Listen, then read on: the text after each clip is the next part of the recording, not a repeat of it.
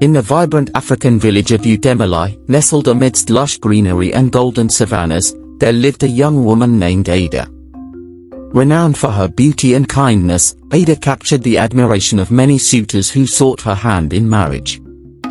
However, Ada remained steadfast in her refusal, wary of choosing a partner who might bring her sorrow. As the years passed, Ada's unwed status became a topic of gossip among the villagers. Despite the pressure from her family and the taunts from her peers, Ada remained resolute in her decision, holding on to her dreams of finding true love. One moonlight evening, as Ada journeyed through the village, she encountered a difficult situation.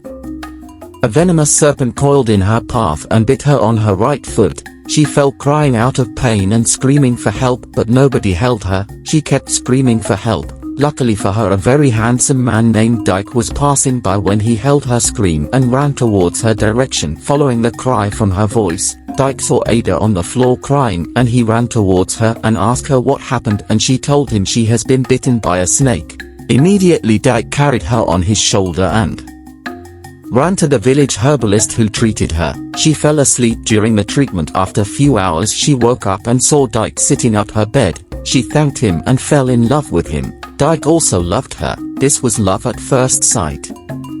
Their bond blossomed amidst the rhythms of African drums and the warmth of village fires. Dyke asked Ada to marry him, and she said yes without hesitation. Dyke performed all the marriage rites. After the wedding, Ada moved into Dyke's house as his wife. Ada's happiness was soon overshadowed by the uninvited arrival of Dyke's formidable mother, Mama Ngozi.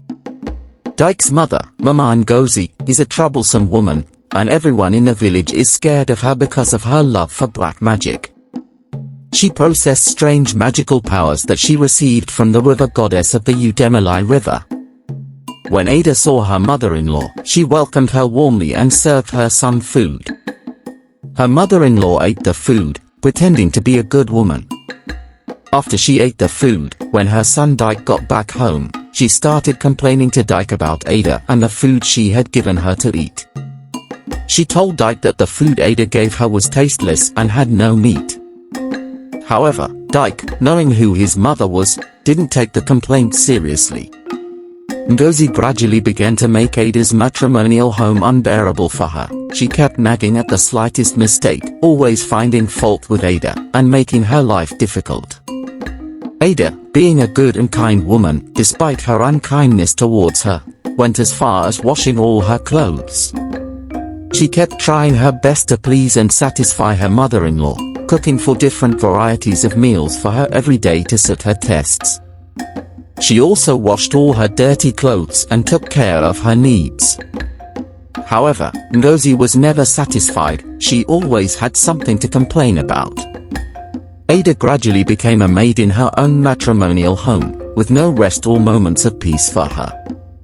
Every morning, as soon as Dyke left home, Ngozi would keep sending Ada on different errands. But one day, Ada opened up to her husband and told him about the suffering her mother had put her through.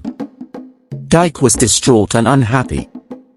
He tried to speak with his mother concerning the stress she put his wife through, and he told her to let Ada be and to stop treating her like a slave.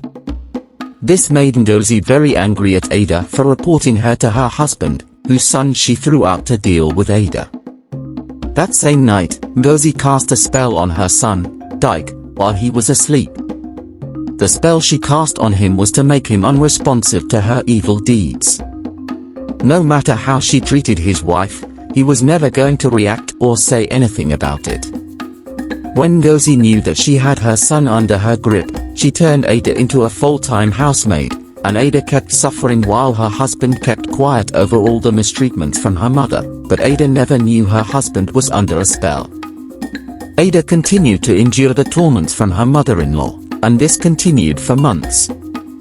One day, Ada discovered she was pregnant with her first child. She was so excited that she was going to become a mother very soon, and she told her husband the good news. She begged her husband never to let his mother, Ngozi, know about it. The torment from her mother-in-law continued, and Ada discovered that she had begun to get weaker and weaker as the week passed. she decided to leave her matrimonial home, telling her husband that she could be traveling to her home and that she would stay there until she gave birth.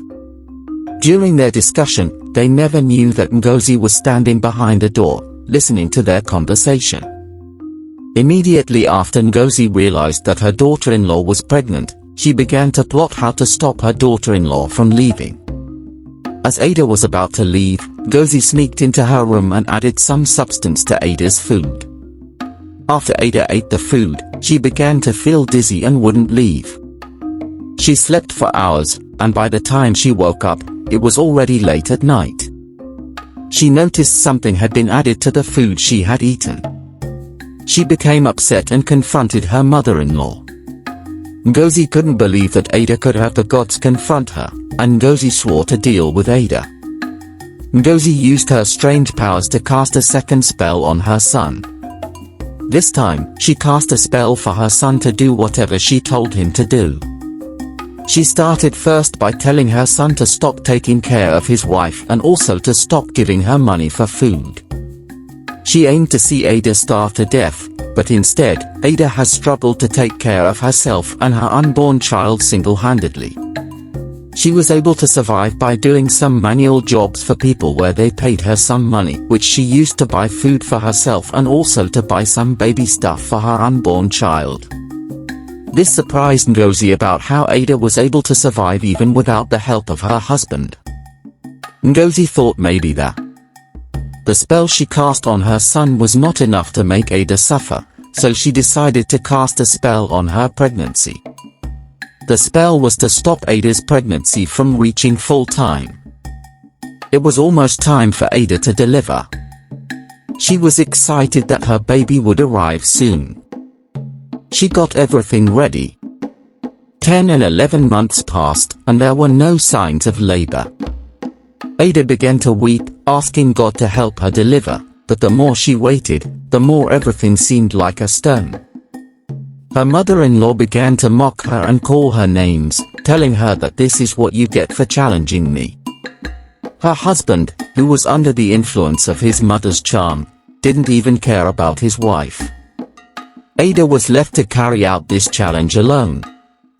Ngozi, who was determined to see her daughter-in-law suffer, brought another woman for her son to marry. She sent Ada away from her matrimonial home, even with her pregnancy.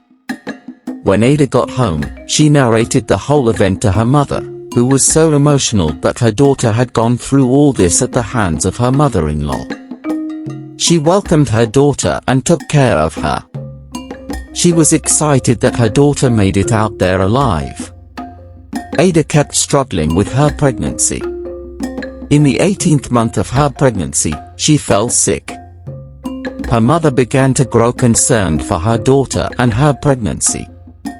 She took her to an herbalist, and after the herbalist examined her, he told Ada's mother that her daughter's pregnancy was under a spell and she could never give birth as she might probably die with the pregnancy.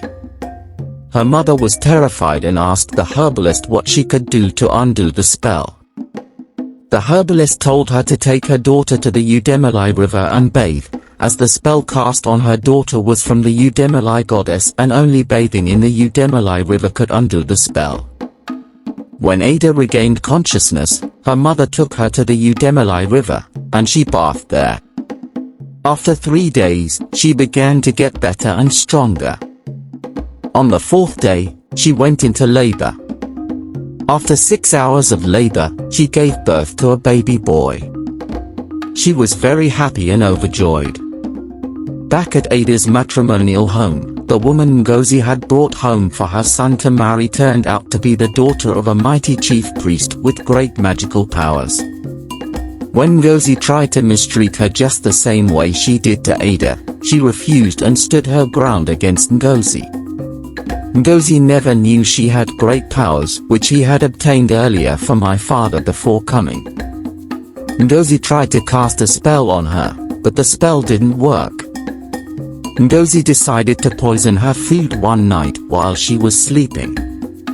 Ngozi sneaked into her kitchen to add poison to her pot of soup. However, I was not asleep. She was only pretending to see Ngozi adding the poison to her food. After Ngozi left, she only took the poisoned pot of soup and swapped it with Ngozi's pot of soup. The next morning, Ngozi woke up happily, hoping to hear the sad news. Soon, she went into her room and started eating from the pot of soup in her room, not knowing that the food she had added poison to was poison. She was happy that, finally, the evil woman was dead. Right after Ngozi's death, the spell she cast on her son cleared away from his eyes. He began to look for his wife, but Yui told him that she was sent back to him by his mother, who narrated to him how her mother lied against Ada and made her believe Ada was a witch, which made her decide to follow her home and marry him. Yui asked for Daik's forgiveness and then she left Daik's home and never came back again. Daik went to ask for forgiveness from Ada. When he got there, he discovered that Ada had already given birth. He was overjoyed and happy. He knelt and asked Ada to forgive him, explaining that he didn't do it intentionally. He told her that his mother had cast a spell on him. Ada, being such a kind woman, forgave him and went back with their son to her matrimonial home. When Ada got home, she discovered that her mother-in-law had died.